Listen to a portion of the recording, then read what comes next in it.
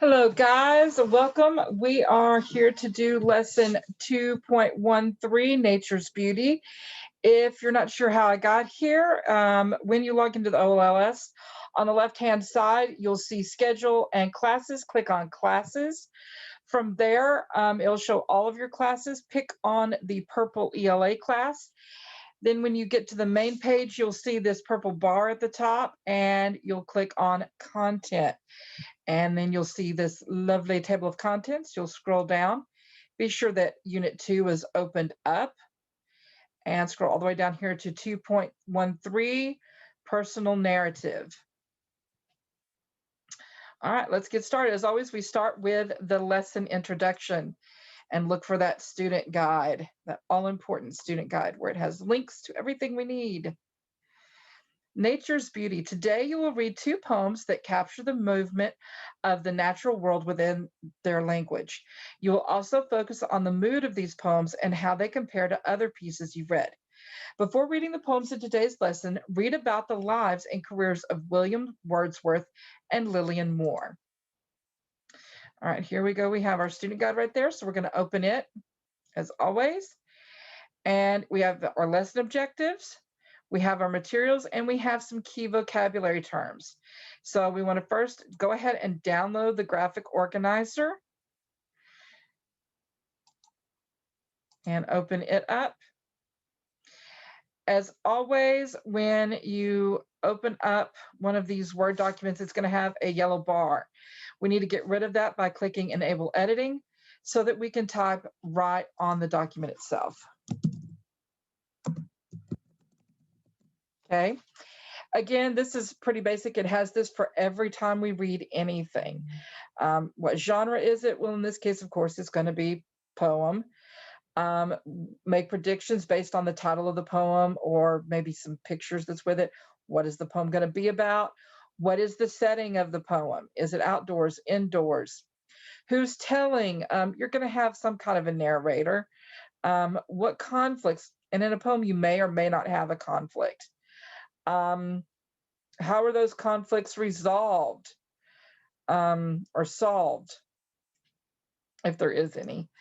Which, if any, passages were difficult to understand? If there was a stanza or a line that really confused you?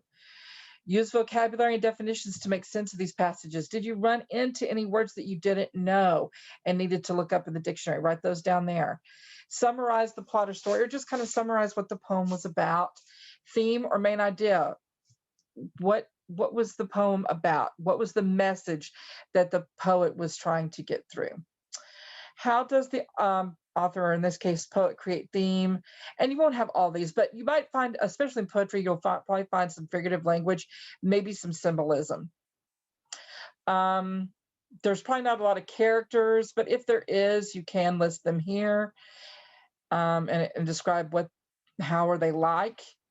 And then any examples of figurative language, such as similes, metaphors, stereotypes, personification. You can have all those kind of things. And there, and again, here's another place for you to write your word, the context and meaning for unknown words. All right, so I'm just going to pull that over to my second screen for now. And minimize that. Okay, and then we also have a rubric. I'm going to go ahead and open that and look over that with you. And of course, it opened up on my second screen, which is fine. I'll pull it back over. So this is what the rubric looks like. So we're going to enable editing. So students provides complete, thoughtful explanation. Okay. Recognizes how sound contributes to poems. Okay. Possible 8 points. Uses evidence from the text to analyze how authors use the following types of figurative language. Okay. And mechanics and conventions. Student follows the rule of spelling, capitalization. So maybe you're going to be writing some kind of poem in this one. We'll find out. All right, go back to the lesson on this tab. And I'm going to click on this arrow up here to continue on to Module 1.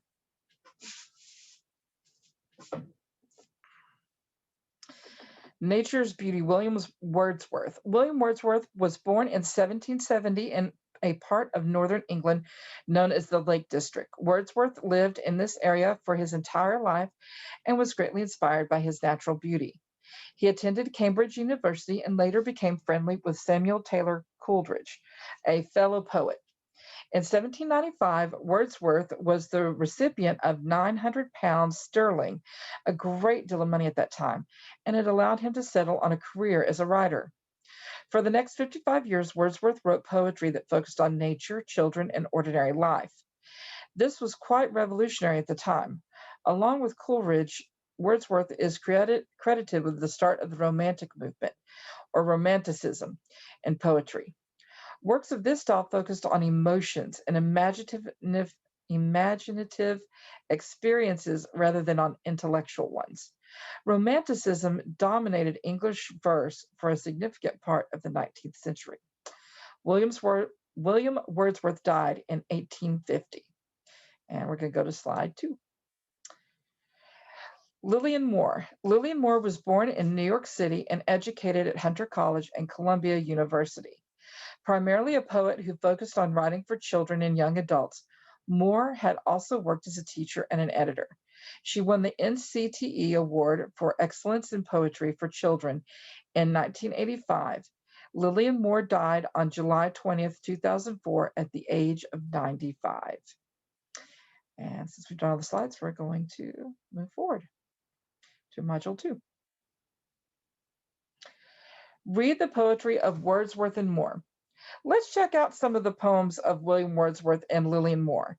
As you read, remember to use your vocabulary words to make meanings of sentences, paragraphs, and longer passages of text. Read, I wander as lonely as a cloud, and until I saw the sea. These readings are found in Literature for Young Readers, Volume 6.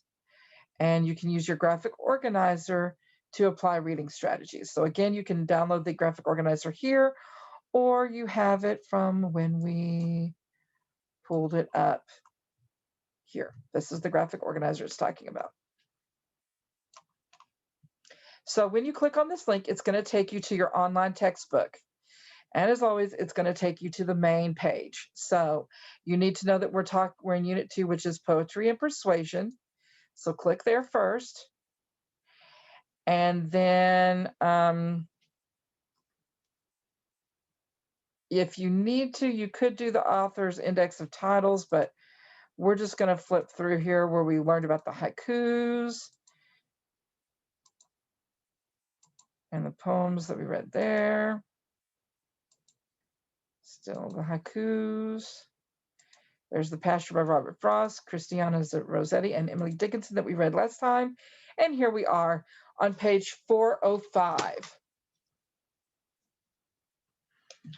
I Wandered Lonely as a Cloud by William Wordsworth. And let's look at these words first. Vales are valleys. Host is a great many. Margin, it means on the edge. Sprightly means spirited or lively. Glee means joy or delight. And jocund means merry or happy. I wandered lonely as a cloud that floats on high o'er vales and hills, when all at once I saw a crowd, a host of golden daffodils. Beside the lake beneath the trees, fluttering and dancing in the breeze, continuous as the stars that shine and twinkle on the Milky Way. They stretched in never-ending line along the margin of a bay. 10,000 saw I at a glance, tossing their heads in sprightly dance.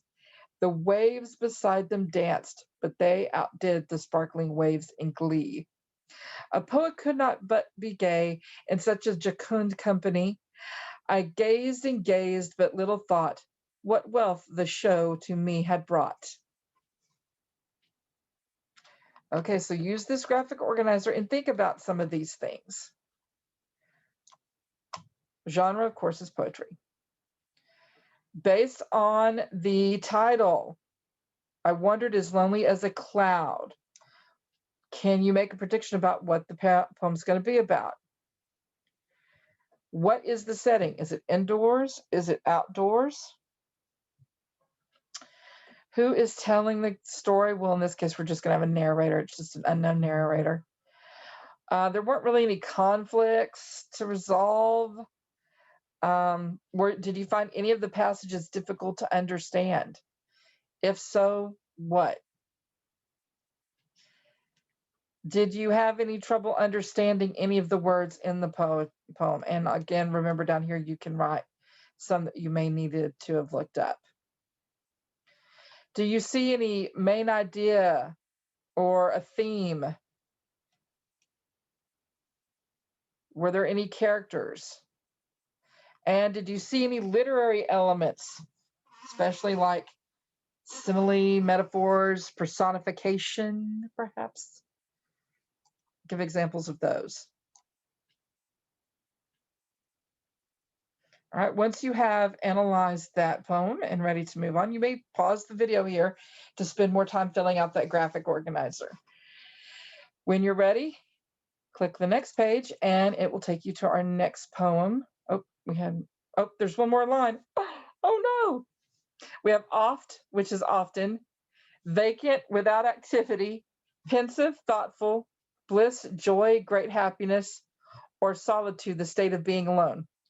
For oft, okay, so let me back up and read the tail end of this again. Oops. A poet could not but be gay in such a jocund company. I gazed and gazed, but little thought what wealth the show to me had brought. For oft, when on my couch I lie, in vacant or in pensive mood, they flash upon that inward eye, which is the bliss of solitude. And then my heart with pleasure fills and dances with the daffodils. Okay, now you're ready to analyze the poem. Sorry about that. Once you have finished analyzing it, then you're ready to move on. Until I Saw the Sea by Lillian Moore. And on this page, we have splinter, to splint into thin pieces. Let's make sure we don't have any more of this. No. Okay. Until I Saw the Sea. So based on just the title, what do you think this poem is going to be about? Go ahead and fill out your graphic organizer for this one. Until I saw the sea, I did not know that wind could wrinkle water so. I never knew that sun could splinter a whole sea of blue. Nor did I know before a sea breathes in and out upon a shore. Okay, again, look for that. Again, there's not going to be, it's a poem, of course. Summarize the poem a little bit. Is there a theme or main idea to that poem? Are there any characters, dialogue? Describe the characters if there are any. Give examples of literary elements such as simile, metaphors, personification. List any words that you didn't understand, and of course, any parts that you found confusing. Once you're done analyzing that, you're ready to move back to where we came from. But if you need to pause the recording, feel free to do so. All right, I'm going to click on this first one to go back to our module, and we are, since there's no slide to continue on, we're going to go to module 3.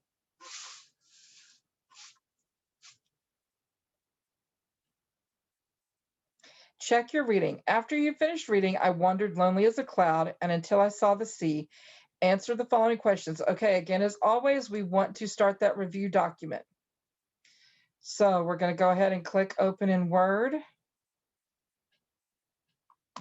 And let me see if I can see when your next one is going to be due. Let's see, 212. Oh, where's your OLS lessons? Okay, 214. So let's go ahead and we're going to name this one 214. Where did that go? We need to open up a Word document by clicking there. It should, okay, there it opened up on my second page. Let me bring that over on my Word. Come on, move over here. There we go. Now I'm getting it to move. So this is what pops up when you pop up on that. We're going to do a new blank document. Again, I'm going to title it ELA 2.14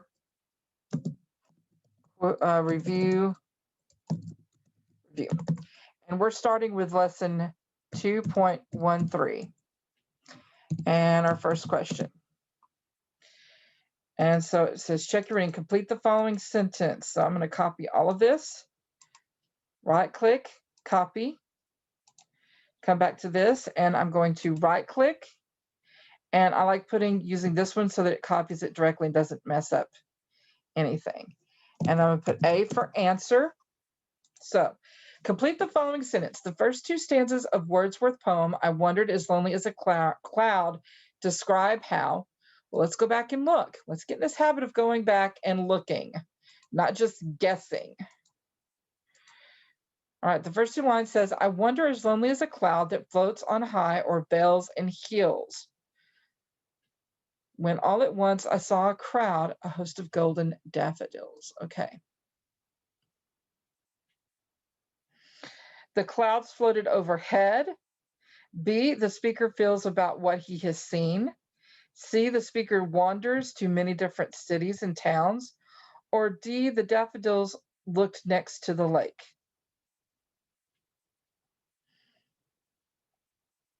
Okay, I'm just going to click one. I don't know if it's right or wrong. Nope, not right. Incorrect. These stanzas do not focus on clouds. Okay, so let's try again. Oh, still wrong. The speaker does not focus on how he feels or what he's seen. Okay, let's keep trying. I'm just going to go by each one of them and see what it says. Nope, that one's still wrong too. But guess what? You can keep trying. The daffodils look next to the lake. That is the correct answer. So once you know the correct answer, you're going to copy it and you're going to put it in this review document. You're going to right click and paste. And then I'm going to, since it has an example or an explanation, I guess is a better word for that, copy that and do the same thing here. Come back here, right click and click on that one.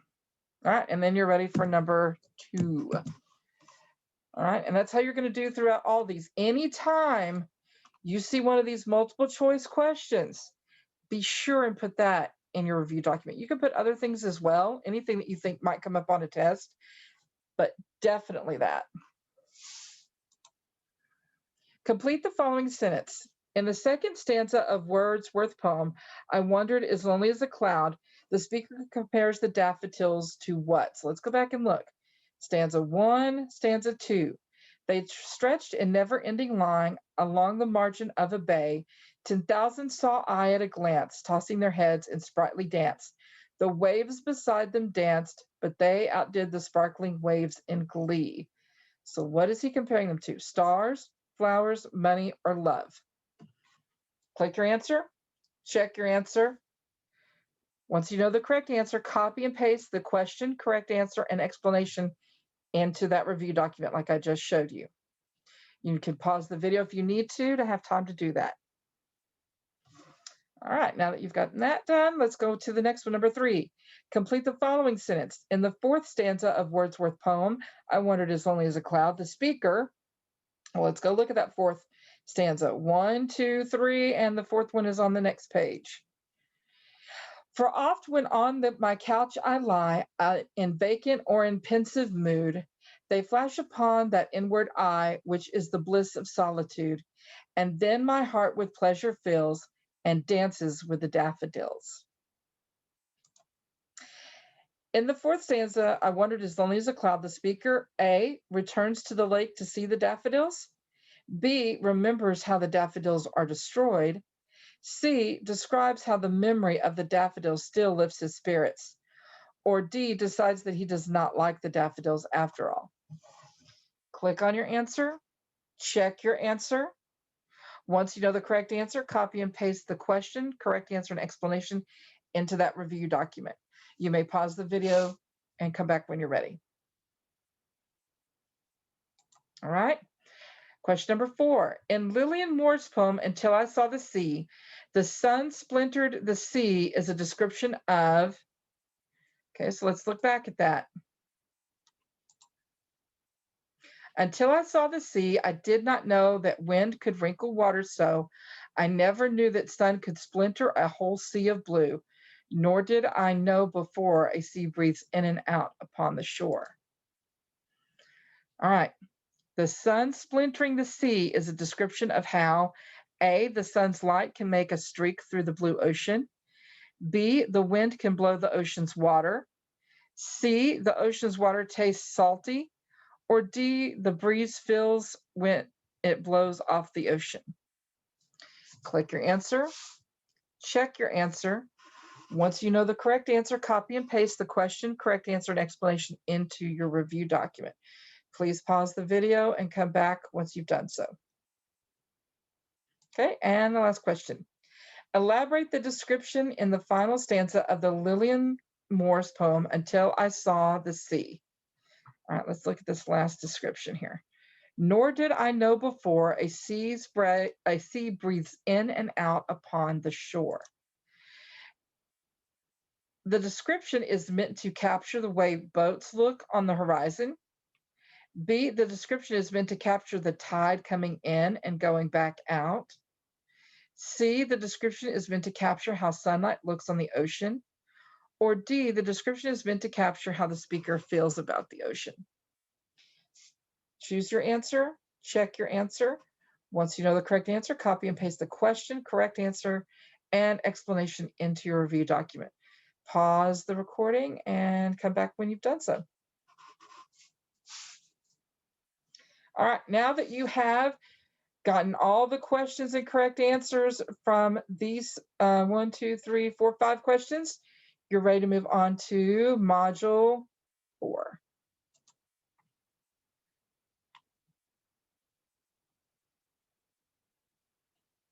The C, language can help create the mood, and mood is the emotions or feelings conveyed in a literary work. If it can match up with the rhythm of a poem, and rhythm is a regular pattern of sound and beats within a poem. It can create an image for the reader, and an image is a picture evoked from the words in a piece of writing.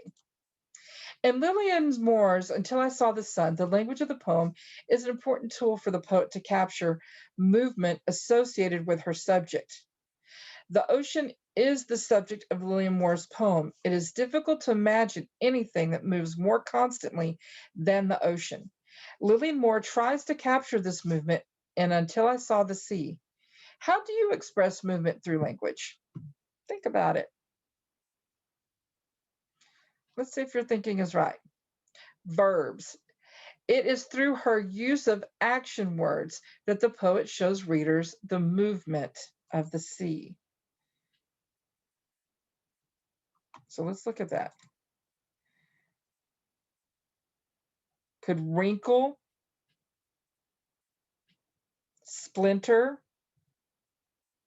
breathe. Yep. All right, slide 2. Of wind and water. In the first stanza, Moore focuses her attention on the wind's effect on the water. She chooses the verb wrinkle to help readers picture what the wind does to the water. Because Moore's verb choice is so effective, readers can immediately picture the ocean's surface looking like a wrinkled sheet as the result of the wind's power. Now examine the second stanza. Find the verbs she uses to describe the effect of the light on the water. Think about it. Never knew that the sun could splinter a whole sea of blue.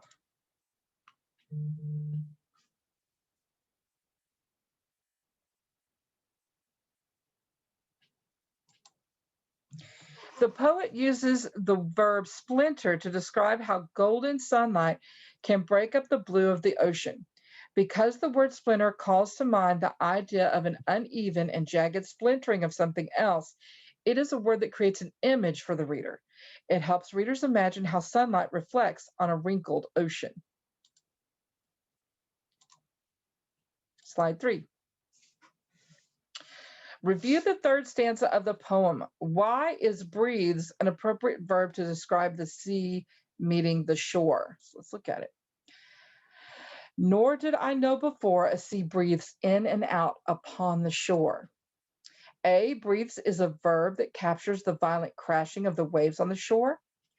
B, breathe is a verb that captures the stillness of the ocean. C, breathes is a verb that captures the color of the ocean at this moment. Or D, breathes is a verb that captures the steady motion of the tide. Click on your answer. Check your answer. Once you know the correct answer, copy and paste the question and correct answer into your review document. Pause the video if you need to. All right, now that you have got that answer figured out and copied and pasted into your notes, you're ready to move to slide 4. How does the verb breathe affect the mood of the poem as it ends? And mood is the emotions or feelings conveyed in a literary work. Again, let's look at that last stanza. Nor did I know before a sea breathes in and out upon the shore. How does breathe affect our mood? Let's look at their sample response. Because breathes is generally associated with a sense of calmness and regularity, the use of the verb gives the poem a relaxed and gentle mood as it ends. The speaker seems to feel comforted by the even regularity of the coming and going of the tide on the beach. All right, and we're ready for Module 5.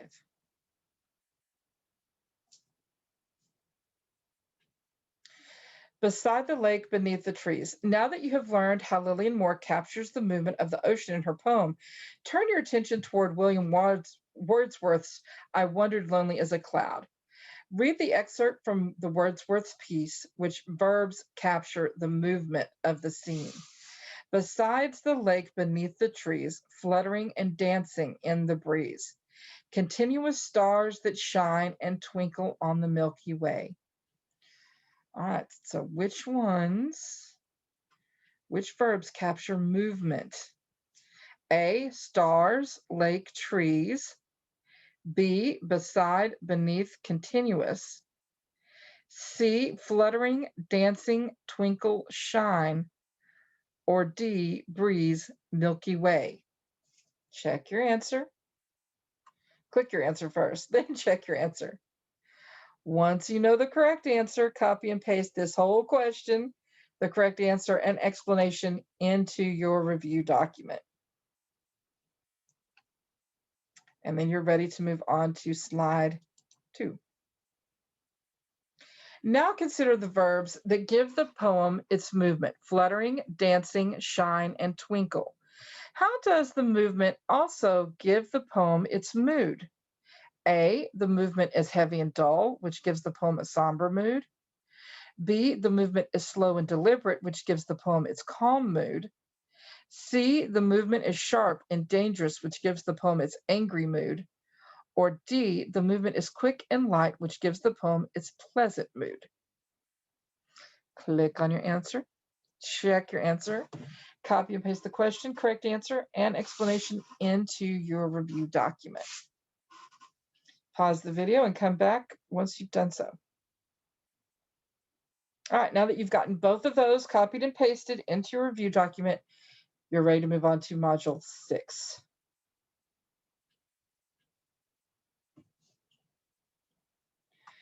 Compare and contrast Wordsworth and Moore. Let's compare I Wandered as Lonely as a Cloud and Until I Saw the Sea. While Wordsworth and Moore both rely on personification to create images, Wordsworth also uses similes within the text of his poem. Look at Wordsworth. I wandered lonely as a cloud. Lonely as a cloud is a phrase, and it is an example of a simile because it uses like or as to compare lonely and clouds. More, nor did I know before a sea breathes in and out. A sea breathes is an example of personification. It's giving the sea, an inanimate object, a non-human object, human qualities. Number one, what kind of figurative language appears in Wordsworth's poem? Wordsworth uses both simile and personification. While the phrase lonely as a cloud is an example of simile, it also describes human emotions, loneliness, to a non human object, a cloud. Number two, what kind of figurative language appears in Moore's poem? Moore uses personification. The phrase, a sea breathes in and out, gives the sea the human characteristic of breathing. Number three, do the two authors use figurative language in similar or a different manner? The use of figurative language is similar in both poems. Both authors use personification to give their subjects human characteristics. It might not be a bad idea to copy and paste 1, 2, and 3 in their answers in your review document as well. Slide 2.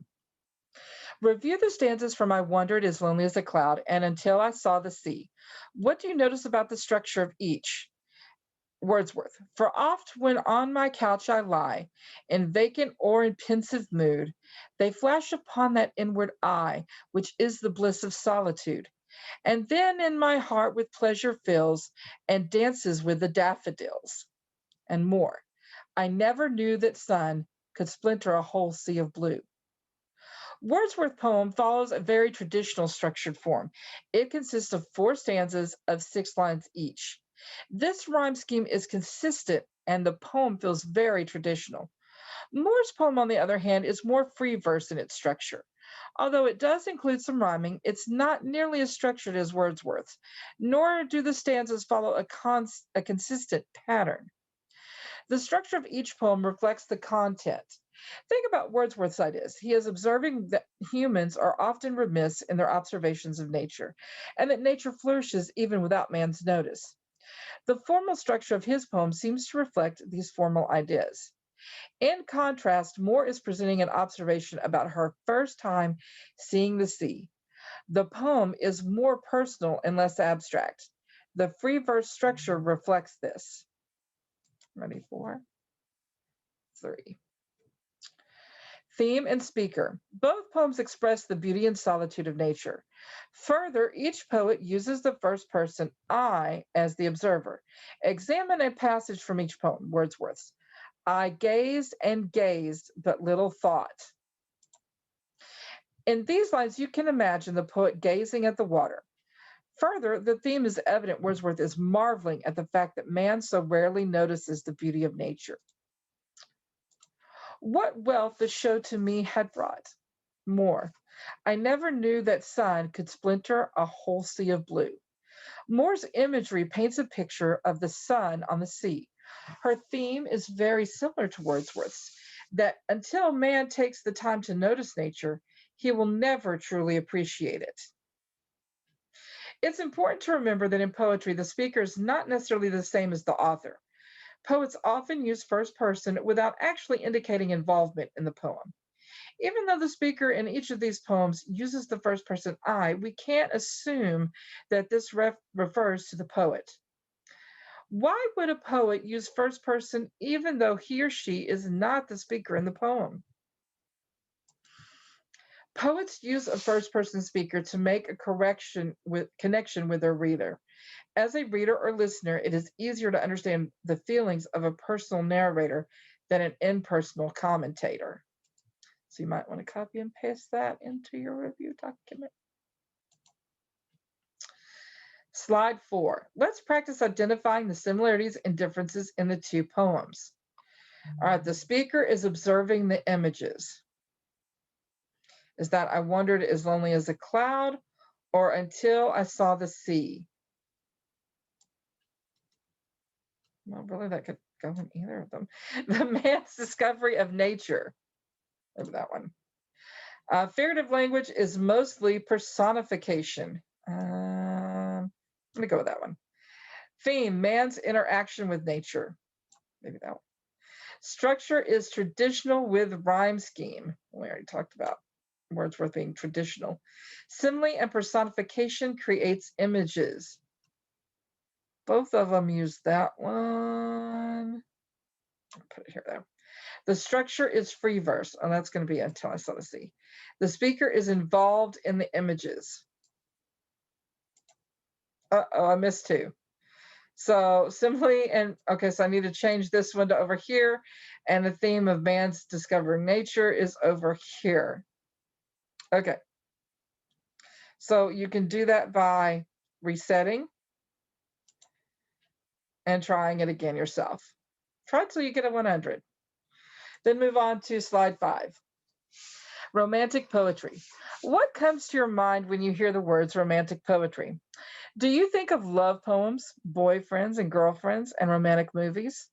Well, that's partially correct. Although romantic poetry may focus on romantic love as an emotion, it is really concerned with personal experiences, emotions of all kinds, and man's relationship with nature. Think about the poems we've read in this unit. Which poets do you think could be classified as poets who represent the romantic movement?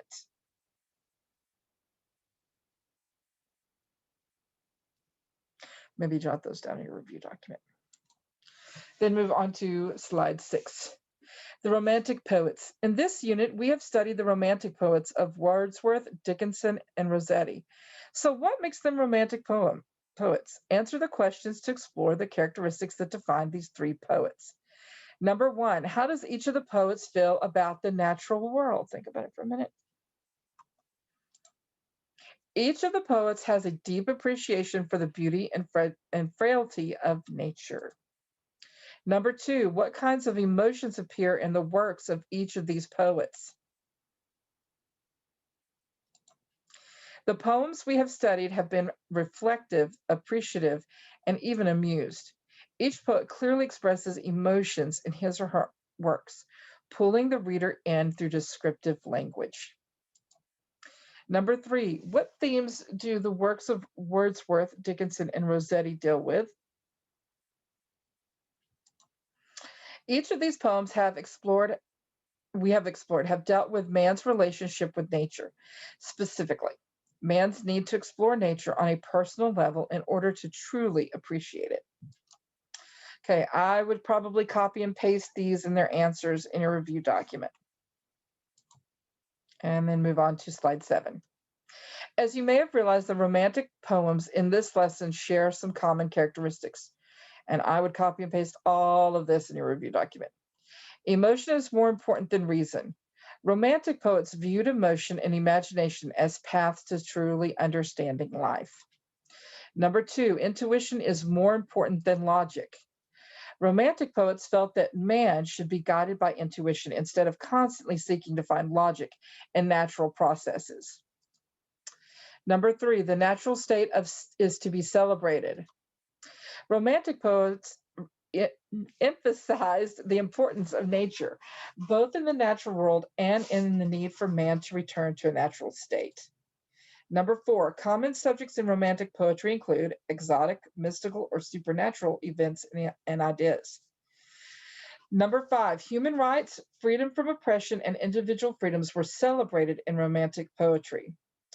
Romantic poets believed that for mankind to return to a natural state, people must first be free from oppression. I would copy, like I said, all this down into your review document. Once you've done that, you're ready to move on to slide 8. Frost and Moore.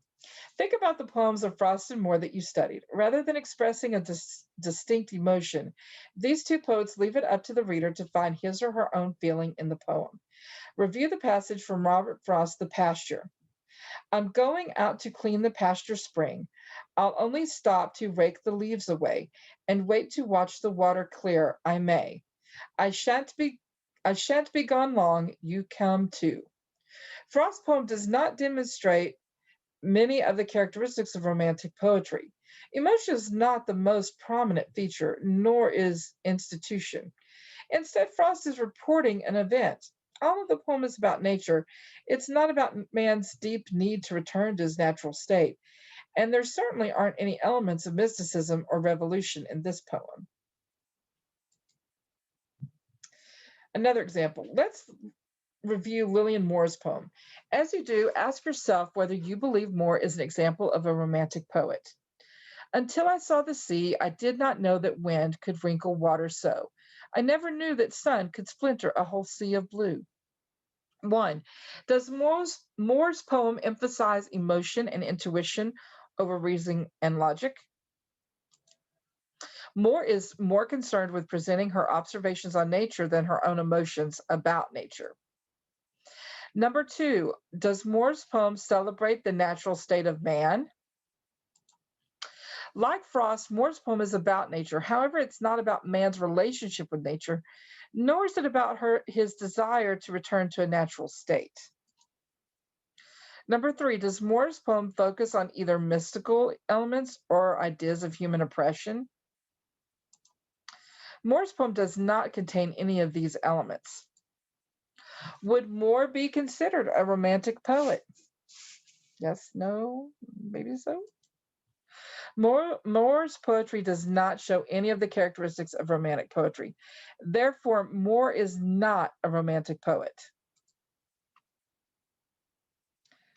And now you are ready for, and you might put something in your notes about Moore not being considered a romantic poet. We're ready for Module 7. Oops, looks like we are done. Okay. So then you'll be moving on next to 2.14, and that'll be next week. And remember that assessment will cover information in this lesson as well. Okay. Until I see y'all next time, I hope you found this tutorial video helpful, and see you next time. Bye.